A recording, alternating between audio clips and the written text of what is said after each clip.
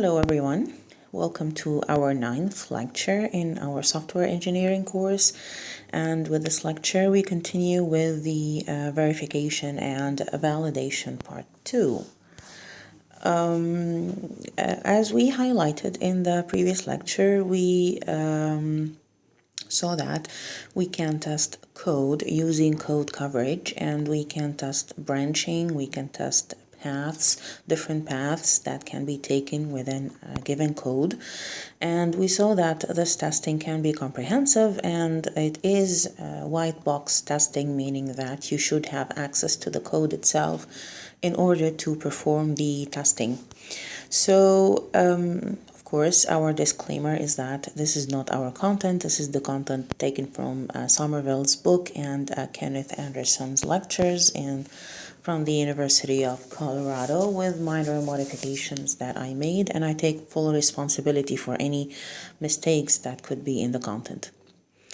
Okay, to do a quick recall, we said that we have multiple stages of testing that mimic or mirror the multiple stages of software development. So whenever you are doing requirements engineering, you have to design acceptance testing, and this is an element that will be briefly discussed today. Whenever you are architecting your software and doing your design, you will need to design system testing, and whenever you are working on detailed design, you need to do integration testing. We'll see how this is done today. And whenever you are doing the actual coding, you need to do the unit testing, and the unit testing is what you usually use in order to do code coverage. So for every stage in the software development, you have testing that needs to be designed for it. So we saw how to do white box testing. We need to have access to the code. We saw how black box testing should be done.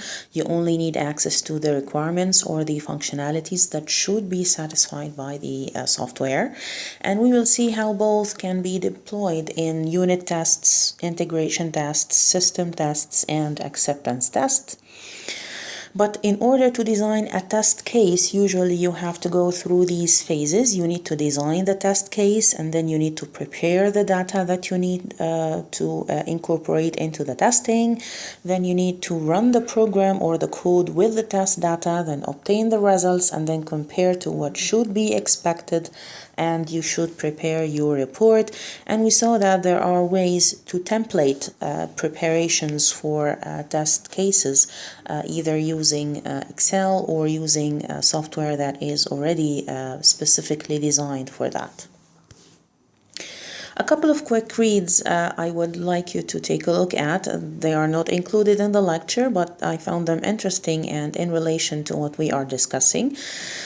So there was this article that says that a bot disguised as a human software developer fixes bugs. So now instead of you having to do all the testing, you can actually design a chat bot. It's not a chat bot, it's not for chatting, it's just a bot, a software that will automate stuff, and it mimics what a software developer would do in order to fix bugs. You can actually take a look at the design and maybe you can try it yourself. Another interesting article I found was that it's about the deadly consequences of unpredictable code, and it relates to a very famous incident that happened during the previous year where a self-driving car hit a woman and killed a woman.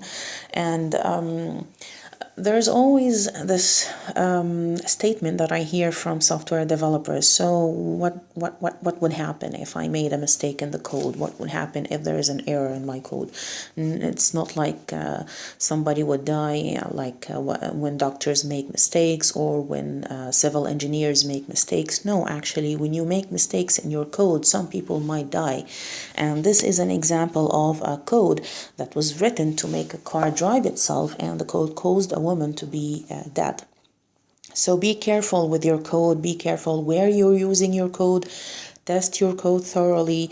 Testing is always an overlooked function when you're not working in a mega organization. Mega organizations do have rigorous testing practices, but if you're doing a startup or if you're doing a small company, usually you might ignore testing. You should not do that. You should develop testing cases, comprehensive and thorough testing cases for your code, especially if your code targets something that would touch people's lives. Also, I'd like to include the 10 rules for developing safety critical code that were enacted by NASA. They are published in this nice PDF article.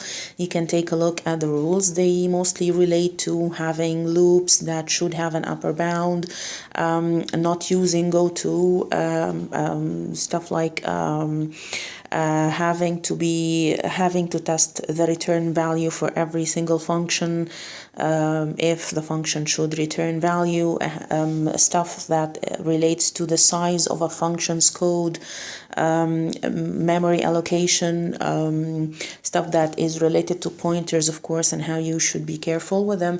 And all of these rules, these 10 rules, are the epitome of the experience of NASA, because NASA were pioneers in software development and they made some spectacular and catastrophic mistakes with their platforms, and most of the mistakes were caused by software. So it would be nice if you take a look at the NASA 10 rules for good software writing. Okay, to the theme of our lecture today, which is the testing of systems. Now, we're not going to take a look at the code per se. We now know how to test code. You can design test cases that would do code coverage at different levels. The levels of statements, the levels of branching, the levels of conditions, the levels of complete paths. So you can definitely do that now. So in what context would you do it? So your context is to test the system, and the system is nothing but a set of units, functions, methods assembled together in modules, and then these modules are assembled together in subsystems, and these subsystems are assembled together in a complete system, and the system should be released to the public. So you would need to do unit tests for the functions or the methods, the small pieces of code. Then you need to do module or functional tests. You need to test the APIs that you will have that will allow each pair of functions to interact or call each other. Then you need to do integration testing, in which you need to test the modules that work together within a subsystem. Then you need to test the entire system as the composition of the different subsystems within. And within the system testing, you can actually test the non-functional requirements such as security or performance or whatever. And then you need to do acceptance tests, in which you actually show your system to the public, whether it's a predefined set of users or users at large, and then you need to see if they will accept your system according to their subjective criteria. And then you would need to continuously do regression testing whenever you add something new to your code, to your system, or whenever you make a part obsolete, you don't want to work with it anymore, you still need to run tests on your system, either with updates or with optimizations, in order to make sure that everything is in order. Unit tests usually have to be performed per each class or module, so you will need to do a lot of unit tests.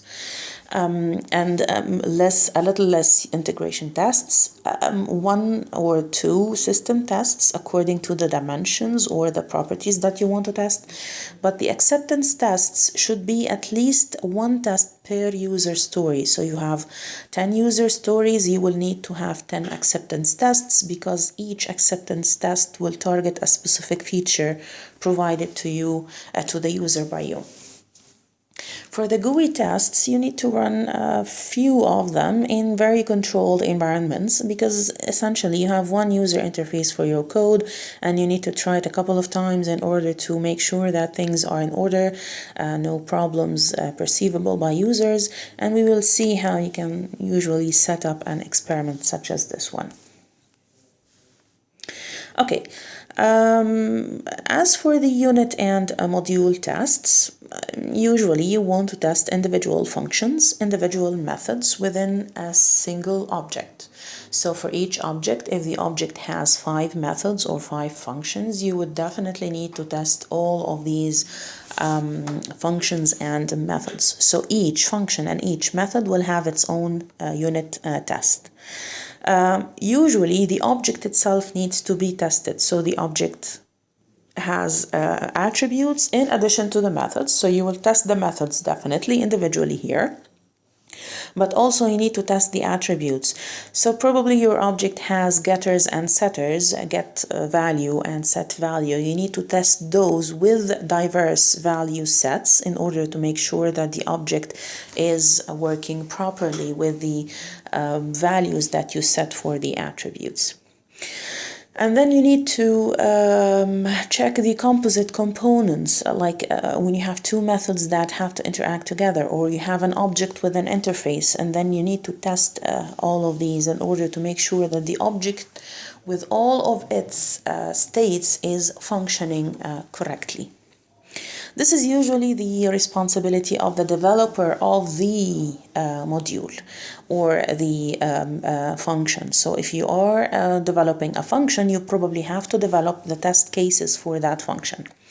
Or if you are not to be trusted with developing tests that would be suitable for your function, then you have to bring someone else who understands how the function works, and then they can develop test cases for it. In critical systems, usually you wouldn't touch the testing phase. Experts in testing will do the testing on your behalf. Of course, you can guess that unit and module testing are white box testing, because you need to have access to the code, you need to have access to the attributes, you need to have access to the methods in order to define the values that you need to provide for the testing, valid and invalid, and so on. One problem with unit and module testing is inheritance. If you have an object inheriting its definition from another class, then inheritance is going to make things a little bit harder for those who design test cases for the unit or the module that already inherits something from upper classes. Okay, integration testing is, of course, I think many of you have done unit testing at some level or another. Unit testing is relatively easy. I mean, you test a function and see how it works. You can apply code coverage to the function. You can supplement a set of values for the function that can be valid or invalid, upper bounds, lower bounds, values that would cause underflow, values that would cause overflow. You can try different combinations of values for the attributes and settings for the methods in order to see how the unit itself will behave or how the object will behave.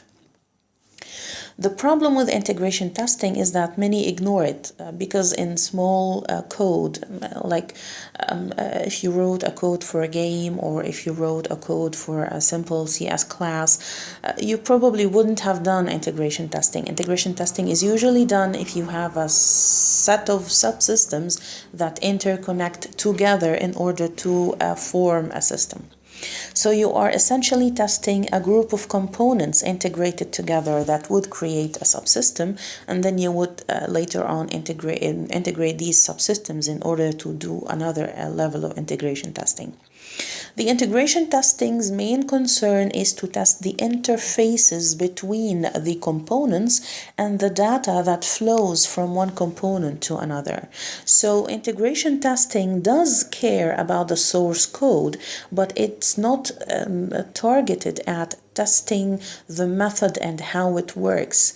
Rather, it wants to test how the method calls another method, or how the object calls another object, or how a class would call another class, or how a component would call another component. So the main target of integration testing is to investigate if there are problems in component interactions. This is the main goal of integration testing. And still, you would have access to the system's source code. There are different strategies that you can perform integration testing with. The easiest one is the Big Bang, but it's not really preferred, and we will see why. And then you have the incremental strategies. The incremental strategies are either top-down or bottom-up, or there is another one that is called the sandwich.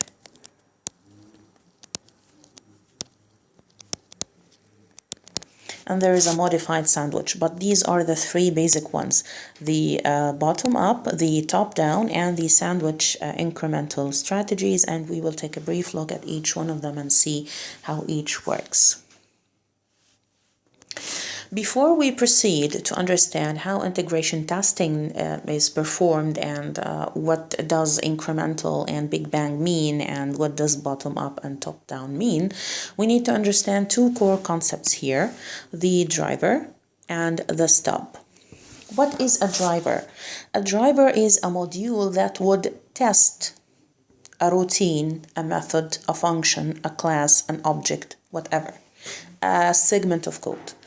So the driver is nothing but a test. This is an example of a driver. This is a test. A driver is essentially a test for a module that is already in place. It already has code, and it already can be executed.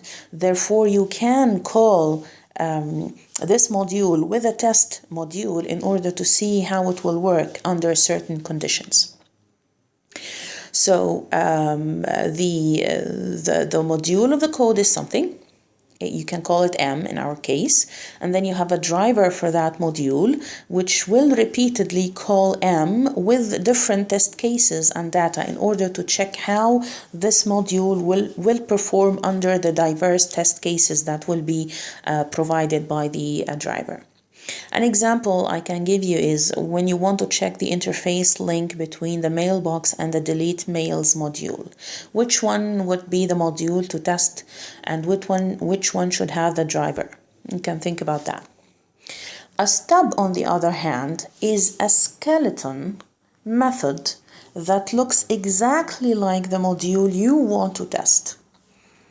But there's a slight difference here. Same interfaces apply, same methods apply, same everything applies, but there's no code in the methods themselves. So here, either the code does nothing, the body of the code does nothing, or it prints pre-cooked information. So for example, as you can see here, you can see that it returns 1. This is the exact same method that you find here, public int generate rand ant. It's the same method exactly. And of course, this is the same definition of the class, same structure of the method. However, instead of the line of code that implements the logic of the module, you have return 1. This is a pre-cooked result. Okay, or you can just have nothing. You can just print the name of the module if you like. Why do we need the concepts of driver and stub? Because drivers, we will use them to test, and stubs, we will use them to integrate components that are not yet in place. And we will see how we can deploy both in the next couple of slides. So let's take a look at the Big Bang testing. Okay, let me use this because I want to indicate a couple of things. In the Big Bang testing, you take each module in isolation, test it using a driver, and using stubs for those modules that this module calls. So you have a module here, and you want to test it. So you have a driver for it, and then this module would call other modules. This is how the system is designed. So this is the module you want to test. This is the driver for the module. And these are stubs, stub 1, stub 2, for the two modules that this module should call in order to work. So I'm mimicking the presence of the two modules that should be in place for this module to run without having to actually implement these two modules. So you implement one module, then you write stubs for each module that this module should call, then you write a driver test, and then you test the module, and then you use the stubs. What's the purpose here? The purpose is to check that this connection works with no problems. Let's bear in mind that the stub here would look exactly like the module that should be called by M. However, the code does nothing. So you're actually testing the methods and the functions of the callees. We will call these the callees, okay, without having to implement them. So you can take this is the example we will use for the next couple of slides. So this is an example system in its entirety. You have modules A, B, C, D, E, F, G, H, I, J, K, L, and you have these calls. So module A, in order for module A to work, it calls D, C, and B. And for B to work, it calls F and E. And for D to work, it calls I and H. And for H to work, it calls L and K, and so on. So you do understand now the hierarchy of the subsystems or the modules within a given subsystem here. These are 12 modules within a given subsystem. Okay, so what happens in Big Bang testing is you take each and every module of those, you will design a driver for it, and then you will design stubs for every module it calls. You test the module in isolation. Each module is tested in isolation. If everything is okay, you hook up the modules.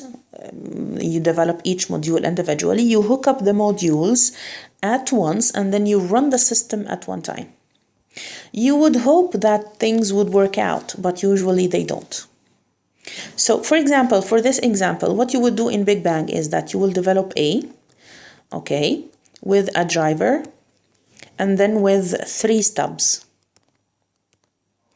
Stub for B, and a stub for C, and a stub for D. Once this test is okay, what you will do is you will do another test for C, for example. Now, C is the module you're testing. You will have a driver for it, and then you will have a stub for G, a stub for K, and a stub for A. Because A calls C, C calls G, and C calls K. So you need a stub for every module C and for every module that C calls. So that's one pretty hideous advantage here, is that you have to have a driver and stub for each and every module. Now, each module will be tested thoroughly because you designed it alone and you tested it alone in isolation. However, when you hook everything together, there's no way you would know if there's an error, of course. There's no way you would know which module is producing the error and what's the cause of the error. The problem here is that you did not know which of the modules is causing the problem that might happen in the overall integration here. And if there are problems, you discover them after it's too late. You hooked up the system's modules together anyways, so your discovery would be a little bit too late. Okay, so an obvious solution would be is that we can do incremental integration. So for incremental integration, what you would do is that you will develop modules incrementally and add them one by one to your system, and whenever you add a new module, you would test this module together with the modules that are already in place with the system. And your additions would follow a specific order, and we will see later on that the order can be from the bottom up or from the top down, or it can be from both ways actually. So the module is tested as it is being added. And whenever you add it to a set of existing modules, you don't write stubs for these modules that already exist. You will write stubs only for the modules that do not yet exist in the system. They have not yet been added. So if you have a couple of modules that have been tested and added, and then you want to add a third module, you will not write stubs for the two modules that already exist in the system. You will only write stubs for the modules that still do not exist in the system. Okay, so the incremental integration has the general advantage of being able to isolate the error. If you test everything and everything works fine for 3 modules, and then you add a fourth and something wrong happens, you know for sure that the fourth module is the one that caused the problem. And another advantage is you don't have to build drivers and stubs for every single module. You will build drivers for some and stubs for some, but never both for every module. But the problem is in incremental integration testing, some modules will not be thoroughly tested like what we had in the Big Bang integration. And that's why, because as you add more modules, you reduce the amount of isolation that each module can enjoy when it's being tested. So you will end up with some problems that might be masked due to the incremental integration that's taking place. So the first type of incremental integration is to do it bottom up, to start from the bottom and go to the top. If we take a look at this figure here, it will show us what bottom up means. So this is our system. This is our subsystem. It consists of these 12 modules. Okay, so this is a subsystem here, consisting of these 12 modules. You can see that the subsystem is the modules are organized in a hierarchy, and in this hierarchy, this module we will call the root. So we will call the root. Sorry. Okay, because this is the module that initiates everything. If you are programming in Java or in C, then your main function is probably the entry point to your code. And these modules here are what we will call the leaf modules.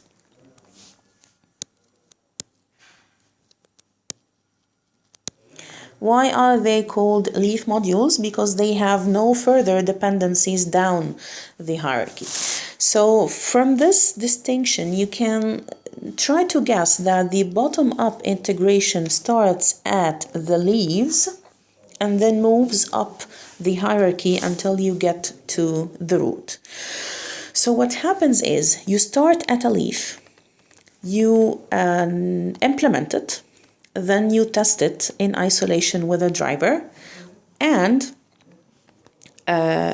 you will have nothing problematic with testing the leaf. Okay, so the leaf works on its own, and then you can test it using a driver with no problem. Okay, and maybe you can just test it using a stub from this function that should call it. However, that is not necessary, because when you add that function, you will be able to test the interaction without having to do a stub. So we don't here. You will just use a driver for this, a driver for this, a driver for this, and a driver for this, and a driver for this.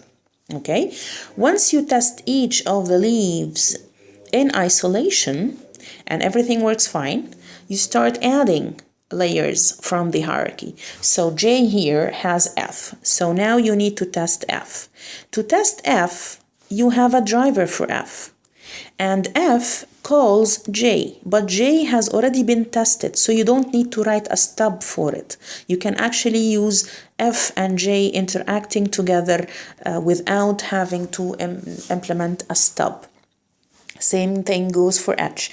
H will need its driver, and then H, instead of having a stub for K and a stub for L, H can actually test and interact with K and L for real, because K and L have been already implemented and tested. Once H is tested correctly, and it's now time to test D. So D will have its own driver, and D can interact directly with H and with I, because H has been tested, implemented and tested. I has been implemented and tested, and H, being an intermediate node in the module hierarchy, has already tested its interaction with K and L with no problems. This is how bottom-up moves. So at the end, what you will find yourself doing is you will find yourself testing leaf modules first, then testing every non-leaf module in the context of its callees, the methods it calls, the modules it calls. So they have been already tested, so we don't have any problem with that. And then you will test only this non-leaf module with a driver. So as you introduce more modules in the hierarchy, you just have to develop drivers for them. So here in the bottom-up scenario, you don't have to develop stubs for anything because you're testing from the bottom up. So you can test the leaf modules thoroughly. You can test the abstract data types, which are typically very low in the hierarchy first. But the problem here is that you have to have a driver for each single module. And then if there are problems in the interaction of the higher modules, they will not appear until too late, once everything is already in place. So the problem is, if you discover a problem, if you discover an issue here, once all of these have been tested incrementally and you discover something problematic here, you might have to rewrite the whole interaction between the modules in a given branch. And this could be a problem. Will top-down solve this problem for us? Let's see. Now for the top, what we would do is, we would do the opposite thing. You will start first with the root module, test it in isolation using a driver, okay? And then once it's already tested, the problem is, since A already, in order for A to work, it needs to call other modules, then these other modules have not been developed yet. So what you will do is that you will call it with a stub to each of the modules it needs to access for interaction. So A, in order for A to work, A needs input from B and C and D. B, C, and D are not yet in place, so you need to develop stubs for each one of them, and then a driver for A. Then A is verified, it works fine. That's great. What you will do next is you will want to develop B. So you will develop B. You will have to test it with A, because A has been tested already. And then B, since B interacts with E and F, and E and F are not yet in place, then what you need to do is that you need to have stubs for each of A and F in order for you to be able to test B. And you continue with that until you end up with the entire hierarchy. So what are the benefits of the top-down is that you can actually detect flaws in the interface up in the hierarchy early on, and you don't need drivers, because if you're testing only the root will have to be tested with a driver, and then every other module below the root will be tested with the root or with the parent, and then with stubs to the callees. But then you will need to develop stubs. And stubs sometimes can be tricky to write because you will have to cook the results that they produce. The problem is it's the counterpart, it's the opposite of the bottom-up incremental integration, because the problem is you don't get to thoroughly test the modules that are down in the hierarchy, and that is going to be a problem. So if there are problems there, it will be very challenging to fix them. Okay, So what about the sandwich incremental integration? It's something that is trying to get the best of both worlds. So you will actually start from the root and the leaves at the same time. So you will develop the root. I'm not sure if I have something here. Yeah. So we can actually illustrate it here. You start with the root and test it with stubs. And you also start from the leaves and you test them with stubs to their colors. And then you proceed to move in both directions at the same time. So here that will give you the advantage of thoroughly testing the leaves and thoroughly testing the root, detecting problems that might be present in the connectivity between the root and the modules up in the hierarchy early on, because you're starting early here. Okay, so you can definitely detect any design flaws or any problems in the integration that happen here. And at the same time, you are able to test the abstract data types that are usually present in the leaf nodes.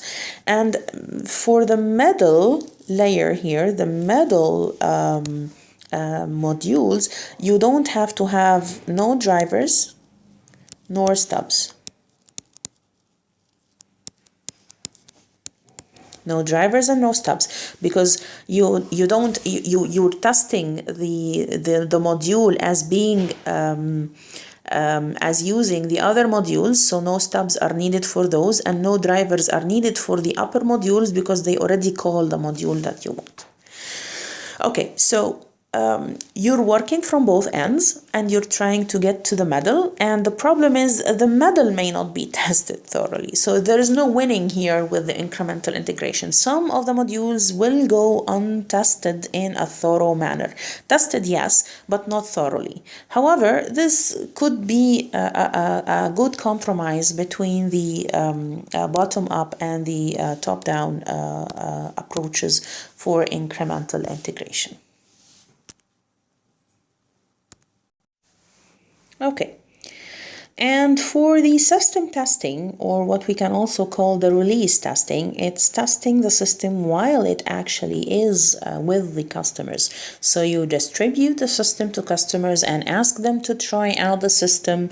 This could be your initial release, and then the users will use your system and they will either go along with it, or they will start to voice their objections or their critique, and then you should work on that and address the concerns in the future releases, if we might say.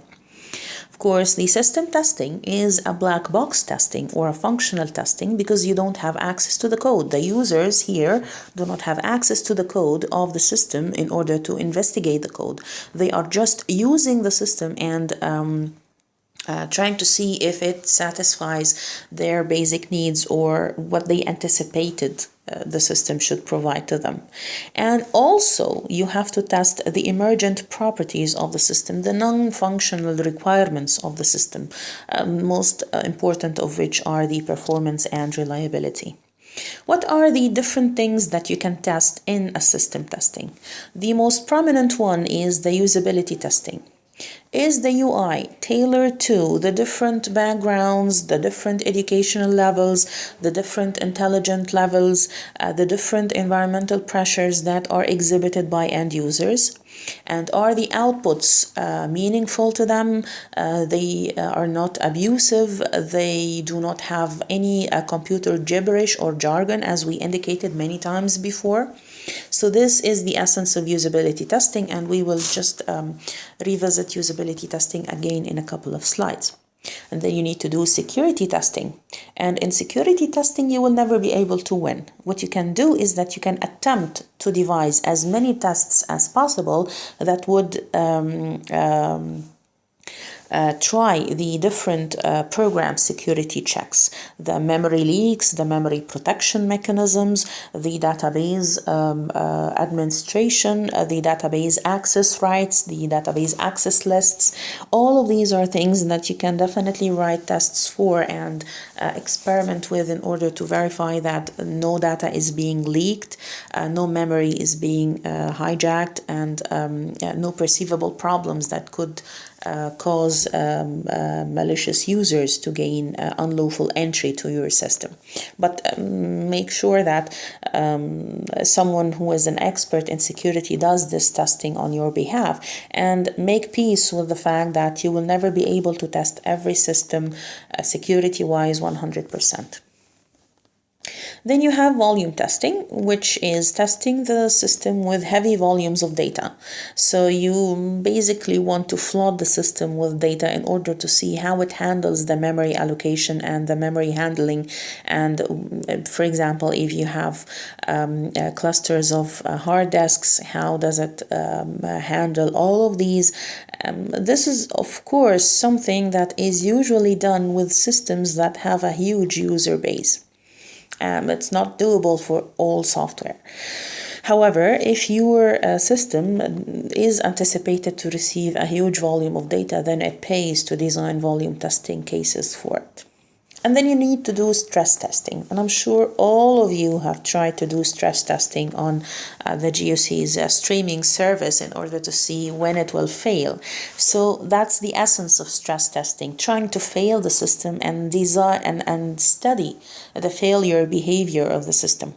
It's essentially trying to identify what is the peak load of the system. What's the peak load the system can handle without failing. So if the system handles the load fairly well, then your system works well under stress.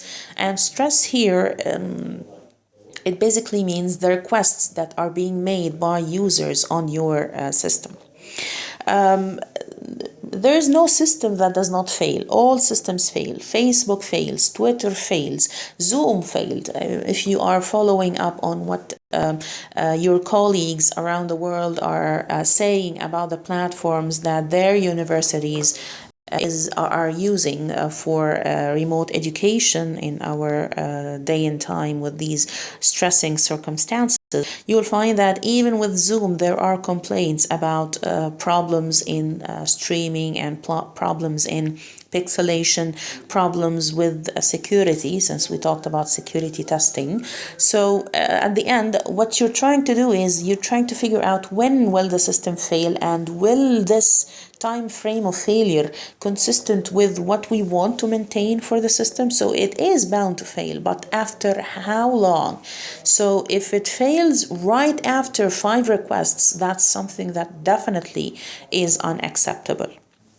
So the point of stress testing is to try and stress one aspect of the system until it fails, and then study when it failed and how much load was required to cause the failure. So the stress testing is nothing but studying the failure behavior and trying to make the system fail more gracefully.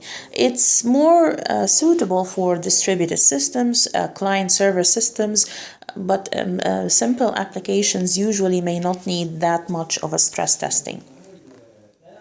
And then you have performance testing. And in performance testing, you need to test the response times, the throughput rates. So if you have pixelation in the streaming, that is a sign that there is problems in performance. If it takes so long for you to get a given service from a given application, that is also a sign that there are problems in response. So if you do a login and the login takes forever to log you in, then that is a performance problem. And I did indicate in one lecture before the midterms that when you try Taskarty as an application, you will find that it takes forever in order to log you in, and in order to show you the games, and in order to show you how to reserve it, and in order to show you how to select the seats and the class and so on. So Taskarty is an example application that has severe performance problems. And then you need to have recovery testing, and in recovery testing you need to it's essentially doing the testing with faulty data in order to see, not to see that the system will fail, but to see how it will recover from the faulty data. So you introduce coding errors, you introduce hardware failures, you introduce data errors, and you see how your system or how your application recovers from these errors. If you reset, what will your application do? What types of data will it maintain, and what types of data will it lose? If you introduce interruptions to a transmission, what will happen in the data that is sent and received by your application? If you introduce invalid pointers in your database, what will happen in the data that is hosted in the database, and so on. So here you want to investigate how does your system recover from problems in order to introduce more fault tolerant measures for your system so that it can fail gracefully and recover gracefully from problems. So we had a couple of lectures about usability, and we did not discuss usability testing. We just discussed how to do usability engineering. So usability involves designing a good user experience, a good user interface that is usable by the user. So how would you judge that your interface is indeed usable and it has a good design? You have to do usability testing. And usability testing is part of the system testing, because it can be done for the system as a whole, the system interface as a whole. So the users are called in to perform a given set of tasks, and then you observe the users' behavior when they are performing the tasks, or you measure the user's behavior using usability metrics, or you ask them to provide you with feedback, and the feedback could itself be the usability metrics that you're looking for. You can look for success rate, conversion rate if you are talking about a web application, for example, the number of errors that was produced in a given user session, the time to complete a given task, the user's subjective satisfaction that could be provided using scales, different rating scales. These are the things that you usually want to do if you want to do usability testing. And the advantage of having metrics such as these ones is that you can actually track the progress. If you fix something, is the number of errors reduced? If you fix the login screen time, is the time taken to complete the login reduced? If you fix a certain feature, will the ratings of the user go up or down? And you can definitely compare two designs, and this is what we do typically in A/B testing, or you can assess your design against that of a competitor. And I would urge you to do something like that. Maybe you can take an example 3 applications here. What if you want to compare the user experience of Souq, and Jumia, and Noon? All 3 applications offer the same experience, the same general experience, if you might say, which is how to purchase goods remotely.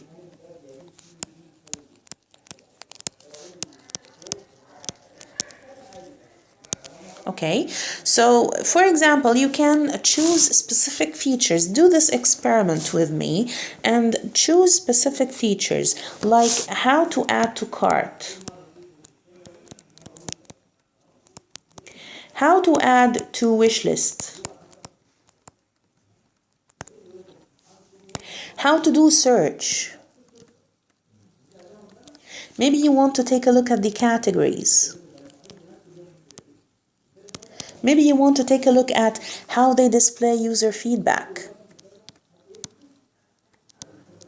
This is something you might not be able to try, which is whenever you want to cancel something, whenever you want to cancel an order. Maybe you want to check the duration until delivery.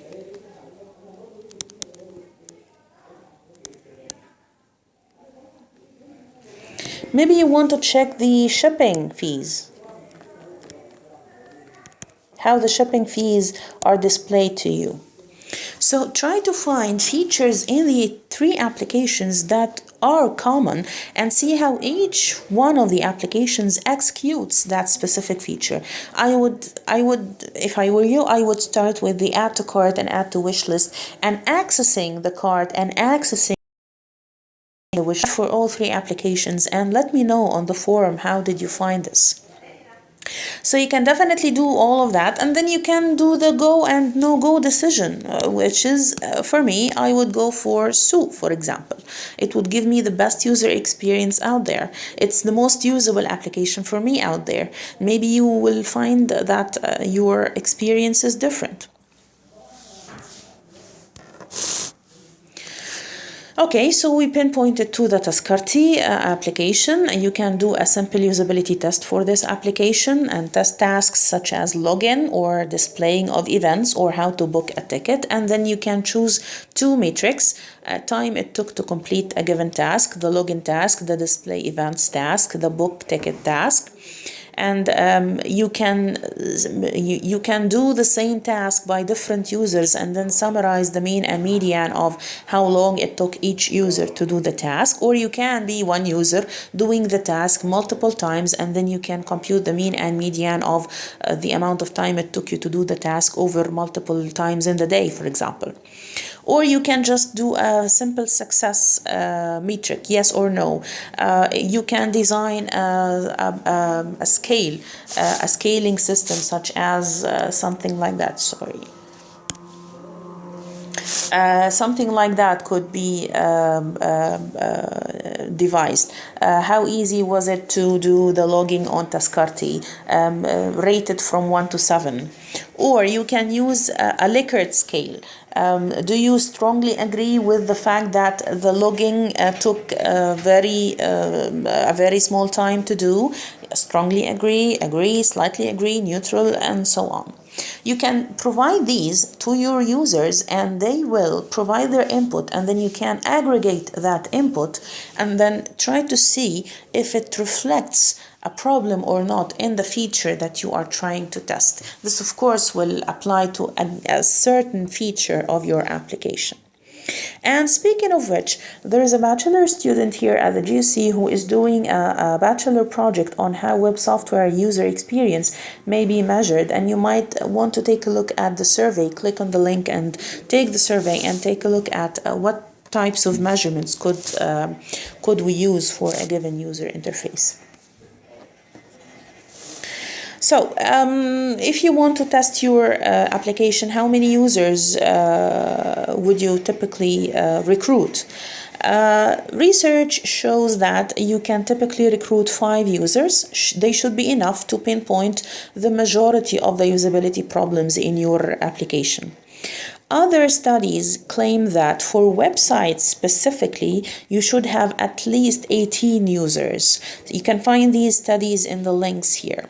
So for a given application, let's say it's a mobile application, 5 users would be able to test all different interaction modalities with the application and pinpoint almost 80% of the problems that might be present in your application's usability. For web applications, because they are more complex and the tasks themselves can take many diverse paths, and the complexity may not appeal to many users, then you would need to test with more users in order to discover all the usability problems that might be present in a given website. And the beautiful thing about websites is that they are always out there, so you can always test them. You can always capture the interaction that these websites have with the user, and then you can study the interactions, the click rates, and the browsing behavior, and then you can actually build on that to measure how usable your website is. Usually you can test with 1 to 2 users per week, and then the users will typically increase after the first week, and then you can actually have always more users testing your website. And whenever you add something to your website, or whenever your website's content dynamically changes, you can actually test again and again without introducing any interruptions to users. So, what other methods you can use in addition to the scales, the rating scales, and the metrics that can be designed for the applications? What other methods can you use in order to perform usability testing and testing of how the user experience is manifested with the users? You can actually use mockups or sketching. You can actually draw your user interface on a piece of paper, and see how the users respond to that. And we pinpointed to that already when we talked about usability. You can have mockups. You can have software that build the user interface without any logic behind it, and then they can just click through the user interfaces, the different user interfaces of your application, and then they can pinpoint problems in that user interface. You can use storyboards with the emotion curves that we have showcased in one of the lectures, and then you can see if they agree with the emotional roller coaster that different stages of the software can invoke in the users.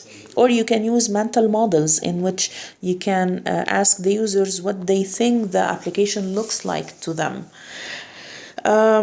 These are techniques that you can use early on when you are still in the requirements and the conceptual design phase. Once your application is in place and you're developing features already and you're coding features, you can use controlled experiments, or what we will call the A/B testing. Or you can use surveys, questionnaires, you can do focus groups, you can actually observe statistics of use by the users from system logs or website click rates or conversion rates. These are things that will actually provide measurable values that you can use in order to infer whether your system is doing well or not. For the controlled experiments, okay, you can have one specific feature of the system, or you can have different systems, or you can have two variations of the same feature in a given system, and you test how the users respond to these variations. So you have a specific feature, you design it in two ways, and then you see whether users will respond better to method 1 or method 2, or design 1 or design 2 to be more exact. Or you can have two alternative systems, much like what I told you earlier, Su and Noon. Which ones would you like better?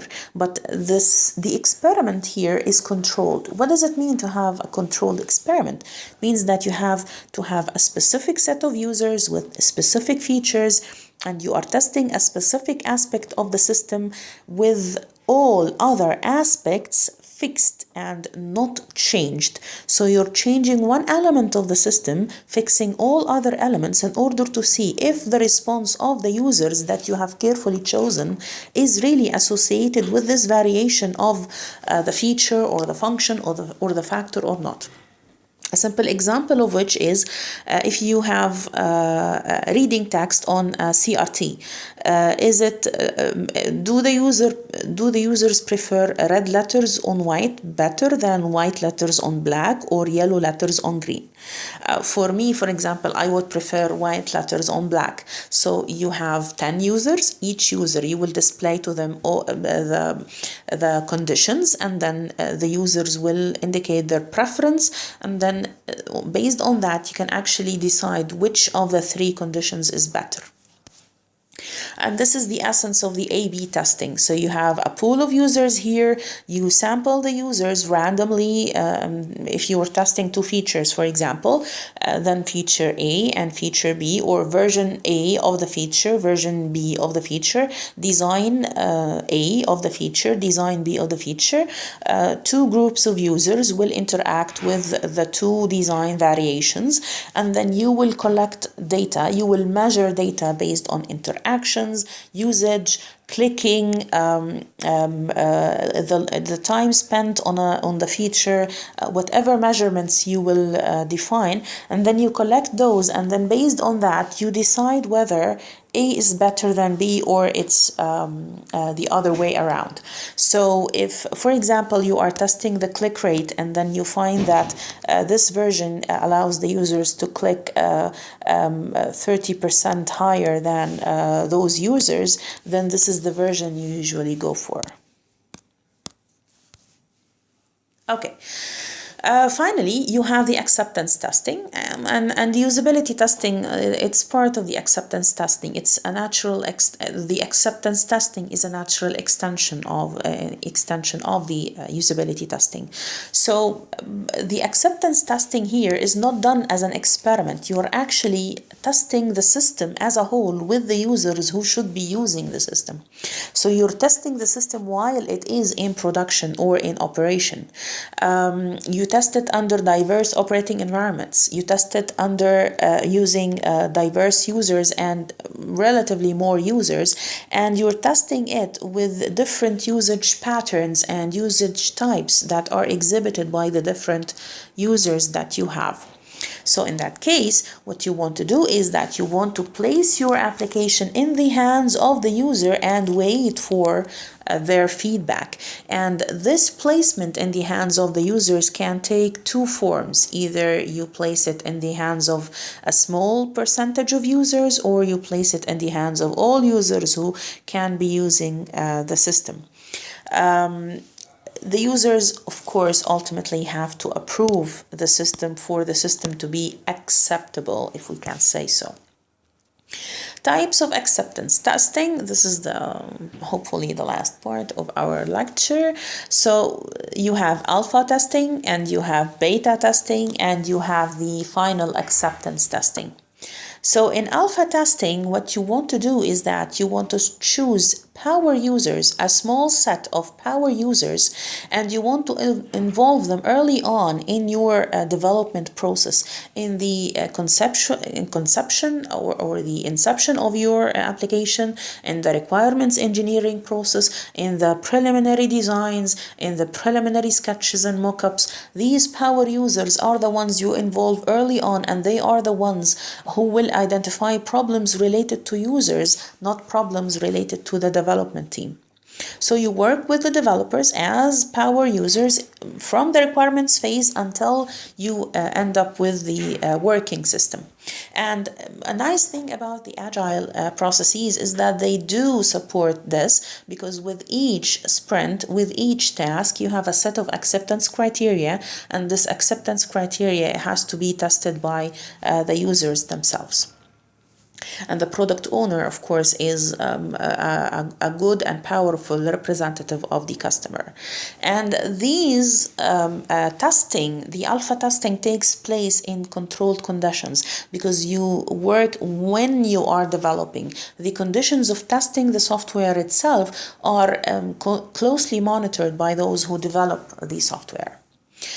On the other hand, you have the beta testing, and in the beta testing, you have a large group of volunteers and customers that are willing to test your software, but they will test it in their own terms and within their own contexts. So you don't have any control over the conditions within which the software is being tested. And the main goal of this beta testing is to discover interaction problems. So usability testing, for example, would be something that you would do here in the beta testing phase. And you can actually use it as a form of marketing. So this is basically what the beta version is. When you want to have a beta version of your software, this is where you do it. You release it to the users, and you indicate that it is a beta, so nobody is expecting everything to be fully functional. You see how the users use your beta version, and then you take their feedback in order to develop the fully functional version of your software. However, do not replace the traditional testing practices that we have highlighted earlier. This is no replacement of the rigorous testing that we should usually have with our software development throughout the phases. And then you do the final acceptance testing, and the users will decide whether the software is ready to release or not. And then once they decide that, then you can go ahead and release your software. And this will be based on an agreement between the developers and the customers. And this agreement have to be formalized. This is the formal validation phase of your testing, and it is done for every scenario of use for your application under the supervision of the developers. Once that is done, then you can proceed to do regression testing. Now, I will leave these two slides for you because they basically highlight how to do acceptance testing. Regression testing is when your application is up and running, it's already in an operational environment, but then you do something, you enhance, you introduce some enhancement to your system. Therefore, you will need to run all the old tests, and then you need to test the new parts, the enhanced parts that you have added, and then you need to test the interaction between your improvements or your enhancements and the old parts of the system that still are in place. And since you will do the testing over and over again as you introduce more enhancements, that will lead us to having to automate the testing process. So test automation is a crucial element that has been added lately to the development process, because testing is expensive and it's repetitive and it's a difficult activity. And if you have a software that is big enough, you will have to write so many tests for it. So you can definitely automate that testing. And we have talked before about how to do the automation of the analysis tests. And for the code coverage and for the statement coverage and branch coverage, you can definitely have test automation in place as well. And the test automation tools will actually generate reports with metrics and with different elements that you can use in order to identify whether there are problems in your software or not. Now, test automation is a huge topic and it cannot be covered in one slide, and there is actually research going on in the test automation area. There are tests that would take a long time and tests that would take a short time. So how do you prioritize the tests? How do you choose the test that will run multiple times? How would you determine which tests should be run at least once per a specific amount of time? So this prioritization and design of how the tests should go is actually an active area of research that you might want to look at later on whenever you're done with your studies. Tests can always be made in runtime, so you can use log files, you can analyze the log files, and there are already techniques that will automate this analysis on our behalf. And then you can log everything and then analyze the logs in order to determine what's happening with your system. These are example things that you should be able to log using log files and logging mechanisms. But of course, logging mechanisms are also an active area of investigation that cannot be covered in one slide. It's just one overview. Okay. So these are example guidelines that you can read on your own, and they are just iterations of what we have said over and over in the past two lectures, in this lecture and the past lecture. And in the next lecture, we will start to talk about how to implement, reuse, and maintain your code, and how to do continuous integration and continuous development of your code. And hopefully it will be a light lecture for all of us. And at the end, I would like to thank you for tuning in and listening. And if you have any questions, you are welcome to ask them on the forum. And of course, this is our weekly Dilbert in Place.